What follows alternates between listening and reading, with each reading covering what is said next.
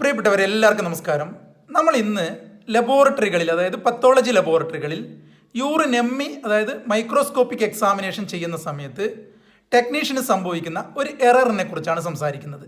വോളിയത്തിൻ്റെ കാര്യത്തിൽ ഒരു കൃത്യമായ കണക്കില്ലാതെയാണ് ഒരു ടെസ്റ്റ് ട്യൂബിലേക്ക് പേഷ്യൻസിൻ്റെ യൂറിൻ ടെക്നീഷ്യൻസ് എടുക്കുന്നത്. സെൻട്രിഫ്യൂജ് ചെയ്യുന്നു. സെൻട്രിഫ്യൂജിൻ്റെ ടൈമിലും കൃത്യമായിട്ടുള്ള കണക്കുകളില്ല. സെൻട്രിഫ്യൂജ് ചെയ്തതിന് ശേഷം മൈക്രോസ്കോപ്പിക് സ്ലൈഡിലേക്ക് ട്രാൻസ്ഫർ ചെയ്യുന്നു. അത് മൈക്രോസ്കോപ്പിലൂടെ ഒബ്സർവ് ചെയ്യുകയാണ് അതിൻ്റെ പ്രൊസീജിയറായിട്ട് വരുന്നത്. ഇവിടെ 1-2 സ്ഥലങ്ങളിൽ ചെറിയ എറേഴ്സ് സംഭവിക്കുന്നുണ്ട്. അത് അനലിറ്റിക്കൽ എററിൻ്റെ ഭാഗം കൂടിയാണ്. 10 to 15 ml ആണ് സെൻട്രിഫ്യൂജ് ട്യൂബിലേക്ക് എടുക്കേണ്ടത്.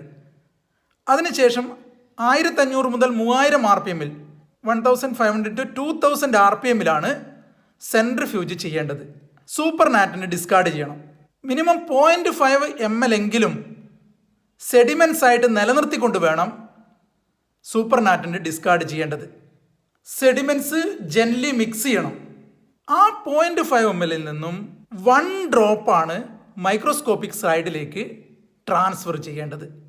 ഈ 1 ഡ്രോപ്പിന് പകരം പലപ്പോഴായിട്ട് 2 ഡ്രോപ്പും 3 ഡ്രോപ്പൊക്കെ ട്രാൻസ്ഫർ ചെയ്യുന്നതായിട്ട് ശ്രദ്ധയിൽപ്പെട്ടിട്ടുണ്ട്. 1 ഡ്രോപ്പ് എന്നത് ഒരു മൈക്രോ പിപ്പറ്റ് ഉപയോഗിച്ച് 50 മൈക്രോലിറ്റർ ആയി എടുക്കുന്നത് തന്നെയാണ് ഏറ്റവും ആക്യുറസി. ഒരു ഡ്രോപ്പിന് പകരം 2 ഡ്രോപ്പോ 3 ഡ്രോപ്പോ സ്ലൈഡിലേക്ക് ട്രാൻസ്ഫർ ചെയ്താൽ പസൽസ്, RBC പോലുള്ള സെഡിമെൻസിൻ്റെ എണ്ണത്തിൽ, അതിൻ്റെ ക്വാണ്ടിറ്റിയിൽ വലിയ വ്യത്യാസങ്ങൾ സംഭവിക്കുന്നുണ്ട്. 1 ഡ്രോപ്പിലും വളരെ കുറഞ്ഞ് അഡ്ജസ്റ്റ് ചെയ്തെടുക്കുന്ന സന്ദർഭങ്ങളും പലപ്പോഴും ഉണ്ടാവാറുണ്ട്.